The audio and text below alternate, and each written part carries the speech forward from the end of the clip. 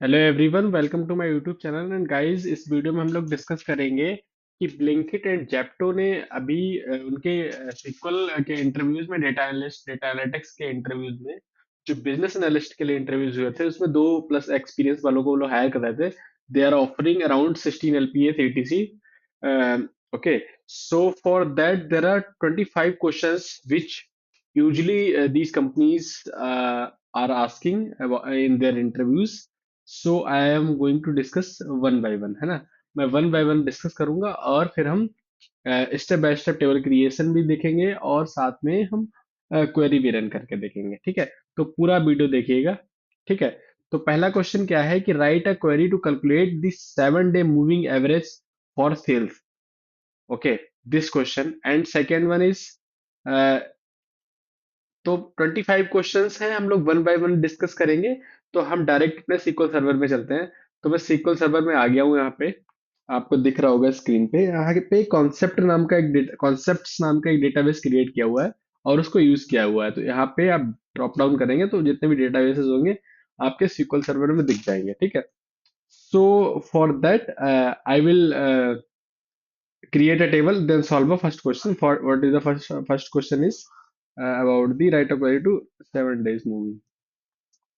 सो ये वाला क्वेश्चन मैं डिस्कस करूंगा। इसके लिए मैंने जो टेबल क्रिएशन का पार्ट है वो मैंने कॉपी करके रखा है, उसको मैं पेस्ट करता हूँ, ठीक है। I hope guys my screen is visible to you, है ना।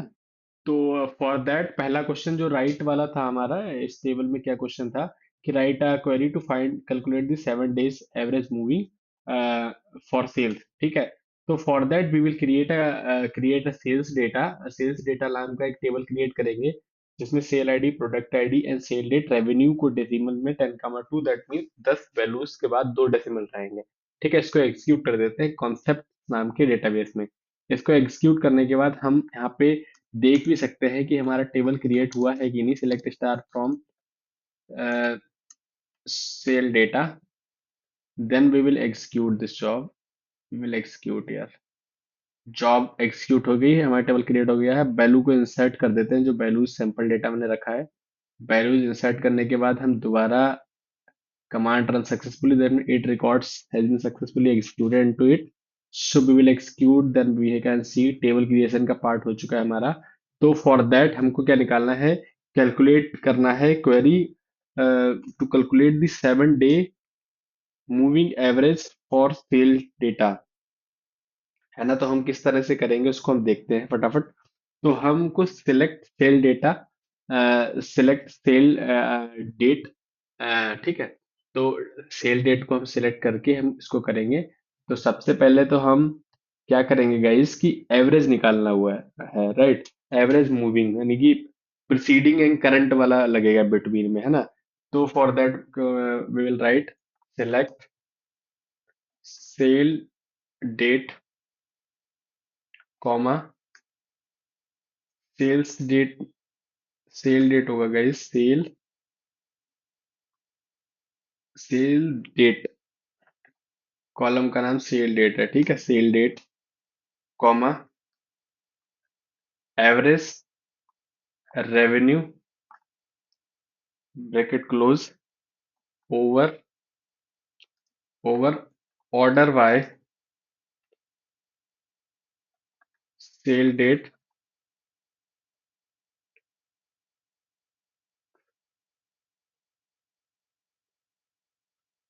कितना क्लियर है गाइस। फिर हम लिखेंगे रोज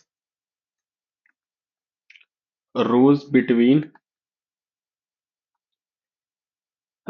6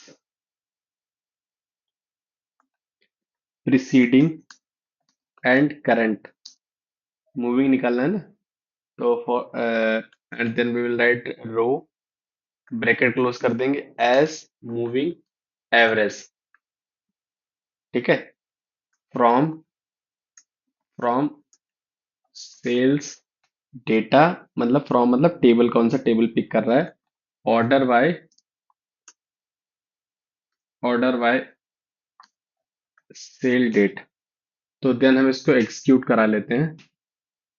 अब हम एग्जीक्यूट करके देख सकते हैं जो हमारा मूविंग एवरेज है वो क्या आया हुआ है। यानी कि preceding 6 rows. That means we need to find the sale date preceding and current. That's why basis that we need to find a average moving. So we have done this job. Okay. तो उसमें कितने दिन का निकालना था, 7 day का निकालना था. That's why we have written like this. Okay. तो आई होप इतना क्लियर हो चुका होगा गाइस. तो अब हम नेक्स्ट क्वेश्चन की ओर चलते हैं गाइस. ये अगला क्वेश्चन हम किस तरह से सॉल्व करने वाले हैं. तो क्वेश्चन नंबर 2 क्या कह रहा है गाइस. क्वेश्चन नंबर 2 कह रहा है कि given a table with employee in and out time, calculate the total hours work per employee per day.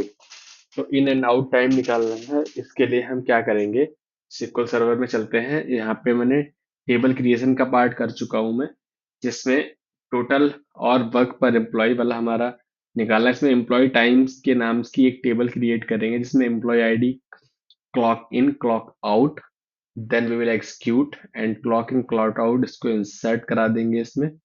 ठीक है. अब नंबर ऑफ आवर्स निकालने हैं. 3 rows of affected, that means table is successfully created under concept database. So अभी यहाँ पे ठीक है,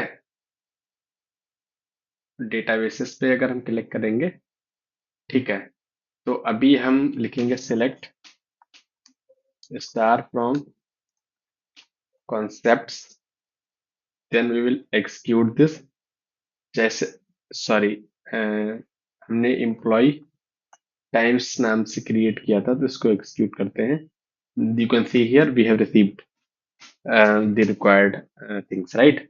So जिस तरह से हमने किया था अभी, अब हमें निकालना है कि total hours work per employ निकालना है. Basis the in and out time के बेसिस पे हमको निकालना है. ठीक है. तो अब हम इसको कैसे निकालेंगे वो हम देख लेते हैं, क्वेरी से समझ लेते हैं. तो हम क्या करेंगे गाइस, सबसे पहले हम को सिलेक्ट कराएंगे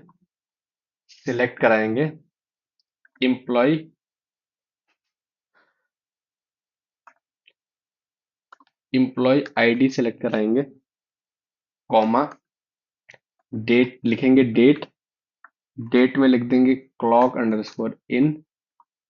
ठीक है. As work underscore date, timestamp difference निकालने के लिए हम लिखेंगे hour, comma, clock underscore in, comma, clock underscore out. ठीक है. इतना कर दिया हमने गाइस. इसको क्लोज करने से लिखेंगे एज ऑर्स वर्कड. ठीक है. एज ऑफ वर्क फ्रॉम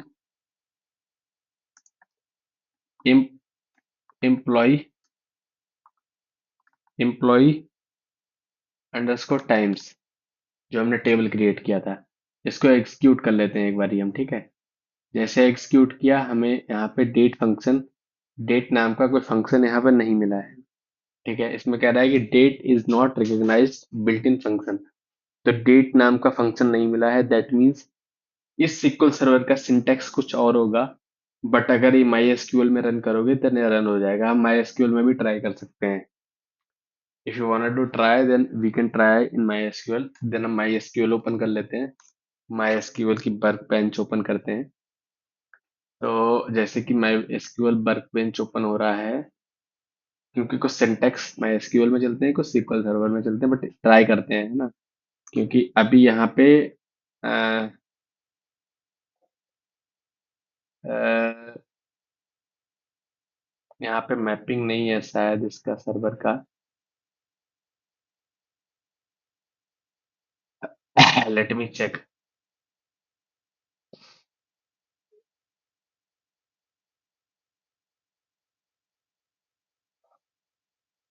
इसमें सर्वर का मैपिंग नहीं है guys. That's why I am not able to do this right now. So you can do in your own laptop. Okay. इसमें बिल्ट इन फंक्शन डेट के function की बात हो रही. That's why it is showing as not recognized, that's why I'm saying आप try कीजिएगा, but it is possible to do, है ना। क्वेश्चन नंबर 3 डिस्कस करते हैं। क्वेश्चन नंबर 3 क्या बात कर रहा है उसके बारे में हम बात करते हैं। कह रहा है find the top N category grossing product per category. ठीक है, 3 कैटेगरी मतलब product sales and product sales नाम की टेबल क्रिएट करा है हमने। अब क्रिएट करने के दोनों में, तीनों में, दोनों में वैल्यूज को इंसर्ट करा रहे हैं, एग्जीक्यूट करते हैं। हमारा टेबल भी क्रिएट हो चुका है, एग्जीक्यूट हो चुका है डिटेल्स। ठीक है, तो फॉर दैट हमको क्या निकालना है कि N highest grossing product per category निकालना है। ठीक है, तो अब हम उस जॉब को, थोड़ा सा डिफिकल्ट जॉब है गाइस, बट हम ट्राई करते हैं और हम सॉल्व करने की कोशिश करते हैं कि इसमें सवाल, क्वेश्चन क्या कह रहा है। क्वेश्चन कह रहा है कि top and highest ranking grossing product per category निकालना है। जो हम प्रोडक्ट नाम की टेबल, सेल्स नाम की टेबल में हमने तीन तीन कॉलम को इंसर्ट कराया है, फिर उनकी वैल्यूज को इंसर्ट कराया है। अब टॉप एंड ग्रॉसिंग प्रोडक्ट निकालने के लिए हम एक सिक्वल क्वेरी लिखते हैं। इसमें सीटी फंक्शन का यूज करेंगे, कॉमन टेबल एक्सप्रेशन। ओके, तो कॉमन टेबल एक्सप्रेशन के लिए हम लिखते हैं विद। अब इसके लिए हम लिख देंगे रैंक्ड अंडरस्कोर प्रोडक्ट्स। ये सीटीई की जगह पे हम ये लिख सकते हैं as open bracket and close bracket. इसके अंदर अब हम सीटी फंक्शन लिखेंगे जो हमको लिखना है। ठीक है गाइज, तो for that we will write select P dot product underscore ID. That means product table से प्रोडक्ट आईडी पिक करना है हमको, comma P dot product underscore name, यानी कि नेम पिक करना है। ठीक है, comma P dot category underscore ID, comma. ठीक है, इसको मैं लिंक्डइन से कुछ इसको मैं हटा देता हूँ। सम सम कराना है। एस एस मतलब सेल्स टेबल से रेवेन्यू को कराना है, क्लोज कर देंगे हम एज टोटल अंडरस्कोर रेवेन्यू। ठीक है, इतना क्लियर है गाइस, तो आई होप इतना क्लियर होगा। फिर हम क्या करेंगे गाइस, इतना हो गया। फिर कॉमा, ये जो सीटी फंक्शन क्रिएट किया है, अब इसी फंक्शन में हम क्या करेंगे, रैंकिंग भी दे देंगे। रैंकिंग देंगे तो तभी टॉप कैटेगरी की बात कर पाएंगे हम गाइस। तो हम लिखेंगे रैंक तो rank open close over over on what, over partition partition by on what partition by on what P dot category underscore ID. ठीक है, कॉमा। अब ठीक है, common order order by order by sum S dot revenue, जो हमने पहले किया था। ठीक है, DESC डिसेंडिंग ऑर्डर में। अब इसको लिख देंगे एज रैंक।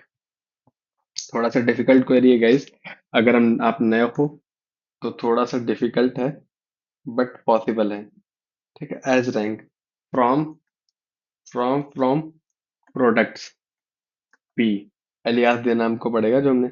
अब ज्वाइन भी लगा लेते हैं गाइस, टेबल्स में ज्वाइन भी लगाना पड़ेगा हमको फॉर दिस क्वेरी। ज्वाइन लगा लेते हैं। ज्वाइन सेल्स टेबल को ज्वाइन कर देते हैं, सेल्स को S L R on P dot product ID. ठीक है, is equal to S dot product ID. ठीक है, ठीक है, इतना क्लियर है। अब फिर लिखेंगे गाइस ग्रुप बाय किसको कराएंगे हम, P dot product ID, comma P dot category ID. ठीक है, इसको हम ग्रुपिंग कराएंगे इसमें। ठीक है, ये हमारा सीटी फंक्शन क्रिएट हो गया है। सो अब हम क्या करेंगे, इतना क्लियर है। कि फॉर डिफाइनिंग अ रैंकिंग को डिफाइन करने के लिए रेवेन्यू के बेसिस पे हम कर रहे हैं यहाँ पे, क्योंकि रेवेन्यू को सम कराया है बेसिस दैट। सो अब इसके बाद हमारा जो स्टेप्स रह जाते हैं वो रैंकिंग के रह जाते हैं। ठीक है, जो डिजायर एन रैंक का फॉर्मूला क्रिएट करना है, राइट। तो एन रैंक के लिए select product product underscore name, product underscore name comma category underscore ID comma total underscore revenue. ठीक है, from ranked products where rank is equal to less than is equal to N. ठीक है, इतना clear है। अब N को हम replace कर सकते हैं डिजायर रैंक से। तो फॉर एग्जाम्पल यहाँ पे एन का हमने क्रिएट किया और सेकेंड निकालना है इनको, तो इसको एक्सिक्यूट करते हैं, देखते हैं क्या एरर आता है। यहाँ पे एरर आ चुका है गाइस। हमारा एरर क्या कह रहा है कि products dot product name is invalid. Products dot product name, products dot product name कहाँ पे लिख दिया हमने? Let me check guys. Products dot product name, there is something I made a mistake, I think. Ranked products.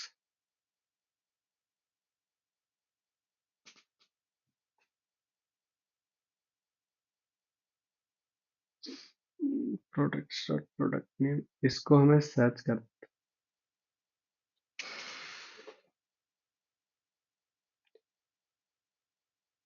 यहाँ पे गलती करा गया हमने।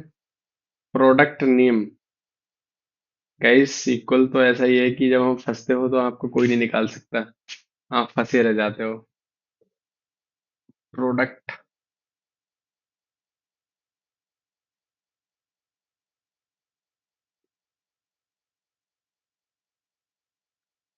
अगर हम यहाँ पे एन लिखते हैं, let me see why, by giving N,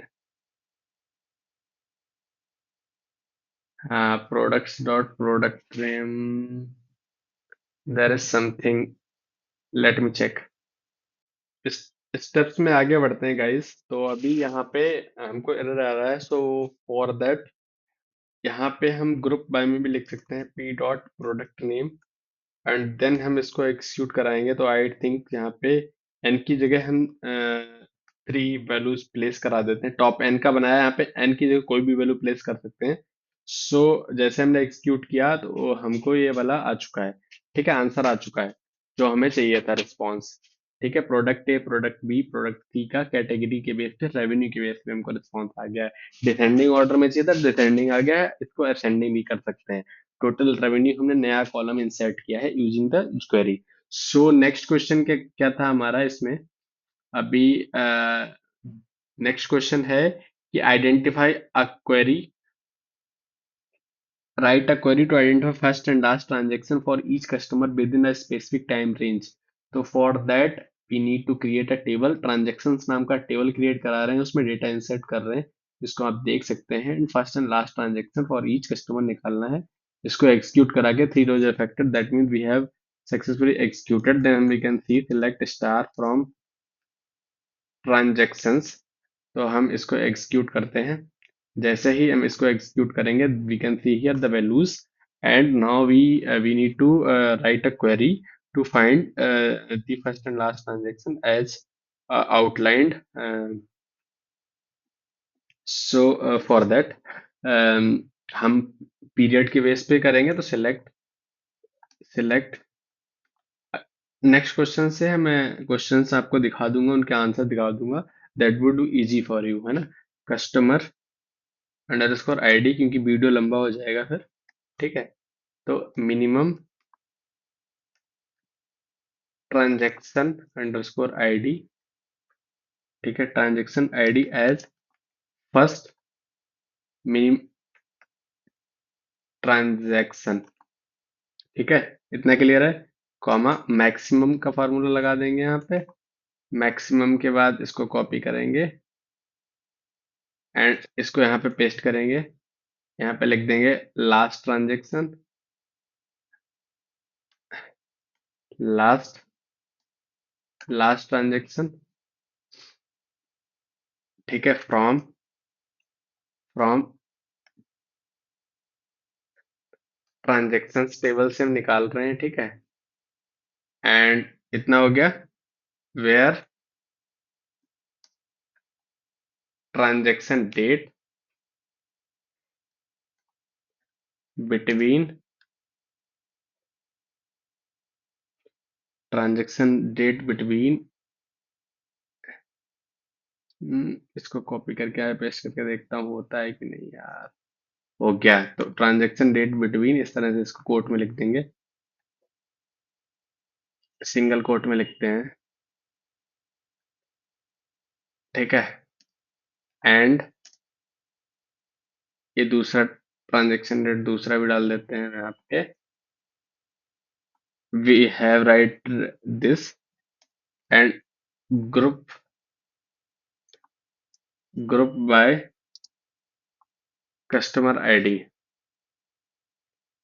तो अब इसको एग्जीक्यूट करते हैं। फ्रॉम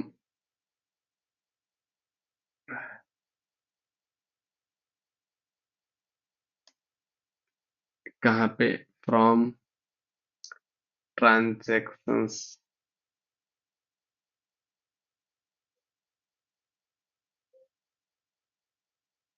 सिंटैक्स एरर आ गया भाई। फ्रॉम लिख देते हैं ऐसे करके। अब नहीं आना चाहिए तो क्यों आ रहा है गाइस? Syntax error. इसको एग्जीक्यूट करके देखते हैं, डिटेल्स हमारी प्रॉपर आ रही हैं। फिर ऐसा क्यों हो रहा है कि हमारा आउटपुट नहीं आ रहा है? सो what we can do here, we have given an extra comma. Now we will execute this job and see. You can see here first and last transaction आ रहा है, ठीक है, मिनिमम मैक्सिमम के। तो आई होप इतना clear होगा। अब हम आगे बढ़ते हैं अपने क्वेश्चंस को लेके, स्टेप्स में आगे बढ़ते हैं गाइस। अभी क्वेश्चन नंबर 5 हम डिस्कस करने वाले हैं। अभी यहाँ पे दिख रहा होगा क्वेश्चन नंबर 5 क्या कह रहा है, implement a SQL query to rank product by their sales within each region and break ties using additional criteria। Okay, question number 5 के लिए हम प्रोडक्ट नाम की एक टेबल क्रिएट करेंगे जिसमें product ID, product name and region होगा। फिर सेल्स नाम की एक टेबल क्रिएट करेंगे, इसको हम एक साथ भी रन कर सकते हैं। इसको रन करते हैं, एग्जीक्यूट करते हैं। तो प्रोडक्ट्स नाम की टेबल बिकॉज हमारे कॉन्सेप्ट क्रैकर में कॉन्सेप्ट्स नाम के डेटाबेस में ऑलरेडी है, तो इसको हम ड्रॉप कर देंगे पहले। ड्रॉप ड्रॉप टेबल प्रोडक्ट्स, इस टेबल को पहले हम ड्रॉप कर देंगे। ये देखो कैपजेमिनी का डेटा एनालिस्ट का आ गया है। प्रोडक्ट्स नाम का हम टेबल ड्रॉप कर देंगे, इसको एग्जीक्यूट करते हैं। एग्जीक्यूट करने पे हमारा डिलीट हो चुका है, तो इसको हम रन करते हैं। एग्जीक्यूट करा, हमारा ये टेबल क्रिएट हो गया है, दूसरा टेबल भी हमारा क्रिएट हो जाएगा। दूसरा टेबल ऑलरेडी है, तो यहाँ पे ड्रॉप टेबल सेल्स नाम का एक टेबल है जो ड्रॉप कर देंगे हम। ड्रॉप किया हमने, देन दूसरा टेबल भी एग्जीक्यूट हो चुका है। दोनों command successfully executed, that mean both table are created. And now we will insert the data into both table, products and sales table में। इंसर्ट डेटा, ये वाले डिटेल्स इंसर्ट कराएंगे, देन एग्जीक्यूट कर देंगे। 3 and 4 rows affected, that means data is successfully has been included in those tables, ठीक है। For that अब हम क्वेश्चन कह रहा है कि रैंक करना है, ठीक है, ईच रीजन में सेल्स को, राइट। तो for that we I have already written a query with rank sales, ठीक है, जैसा अभी हमने पहले करा था, प्रीवियस क्वेश्चन में किया था। Let me see here, we did here, जैसा इस क्वेश्चन में हमने किया था वैसा ही सेम यहाँ पे भी करेंगे हम। ठीक है, ठीक है। सेम जॉब यहाँ पे लिखा हुआ है मैंने, जो रीजन के बेस पे है, मतलब सेल्स के बेस पे है एंड प्रोडक्ट्स के बेस पे है। तो इसमें पी का मतलब क्या है कि प्रोडक्ट नाम की टेबल को मैंने पी से एलियास दिया हुआ है, that's why it is like this. And same बिल्कुल हम इसको एग्जीक्यूट कर देंगे, तो हमारा products dot products name is invalid. जैसे हमारा पहले एक एरर आया था, वैसे अभी एरर आ रहा है, जो हम पी डॉट प्रोडक्ट नेम भी डाल देंगे यहाँ पे, then it will get executed, then we will execute this, we have received the answer. I hope this is clear to you। जैसे पुराना वाला क्वेश्चन क्या था वैसे ही। क्वेश्चन नंबर 6 क्या कह रहा है, चलो हम डिस्कस करते हैं। आई नो थोड़ा सा फास्ट है, पर वीडियो बहुत बड़ा हो जाएगा गाइस। क्वेश्चन नंबर 6 कह रहा है, write a query to retrieve the second highest salary from the employee from an employee table without limit और ऑफसेट। लिमिट ऑफसेट नहीं यूज करना, सेकंड हाईएस्ट लगानी है, तो फटाक से मैक्स सैलरी से सेकंड हाईएस्ट सब क्वेरी के थ्रू लगा देंगे। तो एम्प्लॉय नाम का हम एक टेबल क्रिएट कर लेते हैं यहाँ पे, एम्प्लॉयज नाम का। तो टेबल क्रिएट हो चुका है गाइस, इसके अंदर वैल्यूज को वाली इंसर्ट करा लेते हैं, इंसर्ट करा ली वैल्यूज। अब हम max salary as second highest salary, हम ये second highest salary common column create हो जाएगा, और उसमें क्या करेंगे, where salary less than max salary then second highest salary, that means हमें आउटपुट चाहिए वो मिल जाएगा। You can see we have receive second highest salary. Question number 7 में हम क्या करेंगे, इसमें यहाँ पे कमेंट में मैंने लिखा है कि एज्यूम करना है कि प्रीवियस सेल्स से प्रोडक्ट टेबल ऑलरेडी एग्जिस्ट। तो हम क्वेरी को डायरेक्ट एग्जीक्यूट कर देंगे। इसमें कह रहा है percentage contribution of each product to total revenue. तो निकालना है, तो इसके लिए हम P product name, product table से प्रोडक्ट नेम सम कराएंगे, एस मतलब सेल्स टेबल से रेवेन्यू को सम कराएंगे एज प्रोडक्ट रेवेन्यू। फिर इसको सम करा के डिवाइड कर देंगे और मल्टीपल कर देंगे, तो परसेंटेज रेवेन्यू आ जाएगा। ठीक है, तो इसको एक्सक्यूट करते हैं। एक्सक्यूट करने पे हमारा आ चुका है परसेंटेज। फिर क्वेश्चन नंबर 8 क्या कह रहा है, उसको एक बार पढ़ लेते हैं क्वेश्चन नंबर 8 को। क्वेश्चन नंबर 8 कह रहा है कि write a query to find gaps in sequential data such as missing invoice number. तो इसके लिए इनवॉइसेस के लिए हम इसको एग्जीक्यूट करते हैं। उसके बाद हम इसमें डेटा इंसर्ट कराएंगे सिमिलरली। फिर for that missing select invoice id plus 1। Okay, तो for that we will execute this and we will receive the desired output। ठीक है, month over month growth percentage for each product. तो हम sales नाम की एक table create करेंगे। पहले तो पुरानी टेबल को हम ड्रॉप कर देते हैं, ड्रॉप टेबल सेल्स। तो इस टेबल को हम पहले ड्रॉप कर देते हैं। We have dropped the table and we will create and insert the data into the table। And now we need to find what we need to percentage month on month। then हम year month and some के basis पे इसमें हम फटाफट details को निकाल लेंगे। ये जो क्वेरी लिखा हुआ है इसको आप देख लीजिए, इसको नोट कर लीजिए, इसको एग्जीक्यूट करेंगे तो हमारा डिटेल आ जाएगा, टोटल ग्रोथ निकल के आ जाएगी। प्रोडक्ट आईडी सिलेक्ट कराया है, ईयर सेल डेट से ईयर लिया है, मंथ लिया है सेल डेट से, रेवेन्यू को सम कराया है, टोटल रेवेन्यू फ्रॉम सेल्स से प्रोडक्ट ग्रुपिंग करा दी है ईयर मंथ की। देन उसके बाद हमने क्या किया है, सिलेक्ट कराया है, सिलेक्ट कराया है सारे डिटेल्स को, उसके बाद हमने एग्जीक्यूट कर दिया है। Question number 10, what is question number 10, write a query to find customer who have made purchases in every quarter of the year. तो उसके लिए हम ट्रांजेक्शन नाम का टेबल क्रिएट कर लेंगे। ट्रांजेक्शन नाम के टेबल में डेटा इंसर्ट करा देंगे। ट्रांजेक्शन ऑलरेडी एग्जिस्ट है तो हम पहले ड्रॉप कर देंगे, ड्रॉप ट्रांजेक्शन।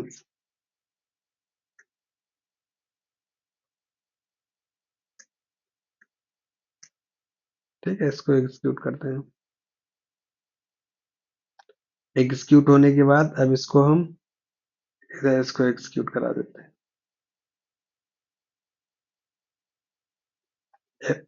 वो कस्टमर निकालना जिन्हें एवरी क्वार्टर ट्रांजेक्शन किए हुए हैं।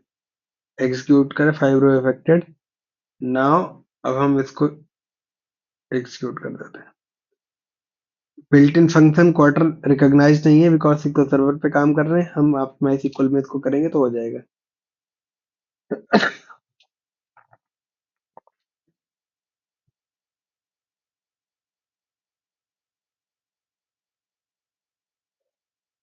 ठीक है, क्वेश्चन नंबर 11। सेल्स नाम का डेटा, ये वाला क्वेरी इस पर रन करेंगे गाइस, जो मैं ऑलरेडी कर चुका हूँ। आप इसको एक बार नोट कर लीजिए। क्वेश्चन नंबर 11 क्या कह रहा है, पहले एक बार देख लेते हैं। Calculate the cumulative sales for each product over time compared it with the average sales। ठीक है,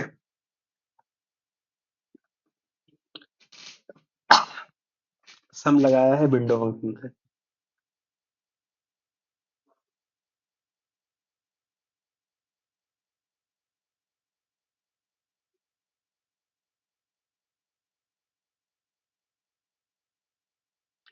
Similarly, customer who made the purchase this month compared to the last month, बिल्कुल सिमिलरली करेंगे इसको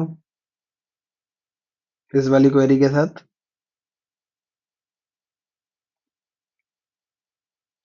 फिर हम क्वेश्चन नंबर 13, आप question एक बार note कर लो और खुद से भी गाइस ट्राई कीजिएगा ये सारे क्वेश्चंस। ये सारे क्वेश्चंस हैं जो मैं अभी कराने वाला हूँ आगे, जिनका क्वेरी आपको दिखा दूंगा। आप इसको नोट करके आप एक बार अपना खुद से भी ट्राई कीजिएगा इन क्वेश्चंस को, है ना। क्वेश्चन नोट कर लीजिए आप पहले।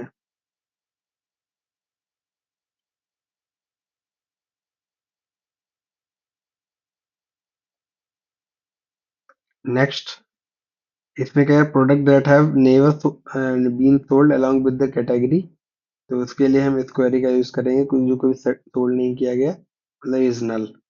Top 3 customers who contributed the most to revenue in the last year. तो उसके लिए हम ये वाला क्वेरी रन करेंगे, जिसमें 2025 में ईयर ट्रांजेक्शन निकाल दिए, लिमिट 3 की दे दी गई है।